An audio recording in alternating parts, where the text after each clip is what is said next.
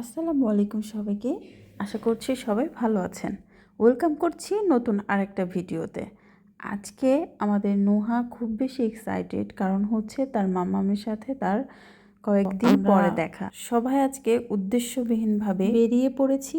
আর এই শহরের রাতের সৌন্দর্য রিকশায় করে ঘুরে ঘুরে দেখার আমাদের ভালো লাগার একটা কারণ। প্রথমেই আমরা ঘুরতে ঘুরতে চলে গেলাম লেক পার্কে, যেখানে সন্ধ্যার পরে বসে নানান রকমের খাবারের দোকান। আমরা প্রথমেই চলে গিয়েছিলাম বাবু ভাইয়ের ফুচকার দোকানে। ফুচকার কথা শুনে কার কার জিভে পানি চলে আসলো বলেন তো দেখি। কে কে বাবু ভাইয়ের ফুচকা খেয়েছেন অবশ্যই কমেন্টে জানিয়ে যাবেন। ফুচকা মূলত মেয়েরাই বেশি পছন্দ করে, বাট বাবু ভাইয়ের ফুচকা বানানোটা আমার কাছে একটু স্পেশাল মনে হয়, আমার কাছে ভালো লাগে।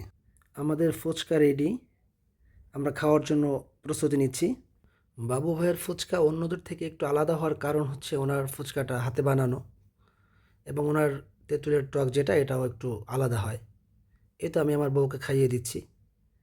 এর পাশাপাশি আমাদের সবারই নজর রাখতে হচ্ছে আমার মেয়ের দিকে, কারণ ও খুব ছোটাছুটি করে। এই তো কেউ একজন তাকে একটা বেলুন দিচ্ছে এবং সে সেটা দেখে বেশ খুশি, এবং এই মুহূর্তে সে তার মম্মমের সাথে দুষ্টুমি করছে। লেক পার্কে আসলে এত টাইপের খাবারের দোকান যে একটা খেলেই মন ভরে না। তারপরে আমরা চলে আসলাম উড ফায়ার পিৎজা এই দোকানটাতে, এবং গিয়েই আমরা প্রথমে 12 ইঞ্চির একটা বেস্ট স্পেশাল পিৎজা ওইটা অর্ডার করেছি, যার দাম ছিল 550 টাকা। এবং তারা এই পিৎজাটা তৈরিতে ব্যস্ত। এখানে পিৎজা তৈরি হয় কাঠের আগুনে, ওভেনে নয়। এ কারণে পিৎজার টেস্টটাও কিন্তু একটু অন্যরকম হয়, যেটা আমাদের কাছে অনেক বেশি ভালো লেগেছে। এখন অপেক্ষার পালা, তাই আমরা ঘুরে ঘুরে দেখছিলাম কিভাবে পিৎজা তৈরি করছে, এবং আমরা বিভিন্ন ধরনের গল্প করছিলাম, ওদের সাথে গল্প করছিলাম। দোকানের ওই ছোট্ট ছোট ছেলেগুলো বেশ ফ্রেন্ডলি। তো অপেক্ষার পালা আস্তে আস্তে আমাদের শেষ হলো। আমাদের পিৎজা তৈরি, এবং দেখতে দেখেন কতটা ইয়াম্মি লাগছে। সত্যি গরম গরম পিৎজা খেতে আসলে অনেক ভালো লাগে শীতের সন্ধ্যায়। এই তো আমি সবাইকে বলছি যে পিৎজা চলে এসেছে, সবাইকে এখন খুশি? তো সবাই বলছে হ্যাঁ আমরা খুশি, কারণ আমাদের পিৎজা রেডি।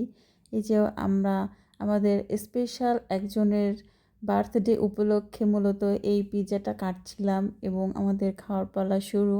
প্রথমেই আমাদের আপু রিভিউ দিচ্ছিলেন, এবং তার মুখ দেখেই বোঝা যাচ্ছে আসলে পিৎজাটা কেমন টেস্টি হয়েছে, এবং সবাই খুশি খুশি। এরপরে আমি একটু শুরু করলাম, এবং সত্যিই বলছি গরম গরম এই পিৎজাটা এত বেশি মজা লেগেছে, এখনও মুখে লেগে আছে। এবং যারা যারা এটা খাননি অবশ্যই এটা খেয়ে দেখবেন কেমন। অবশেষে আমরা একটু আদা চা খেলাম। তারপরে আজকের মতো আমাদের এই ঘোরাঘুরি শেষ করলাম।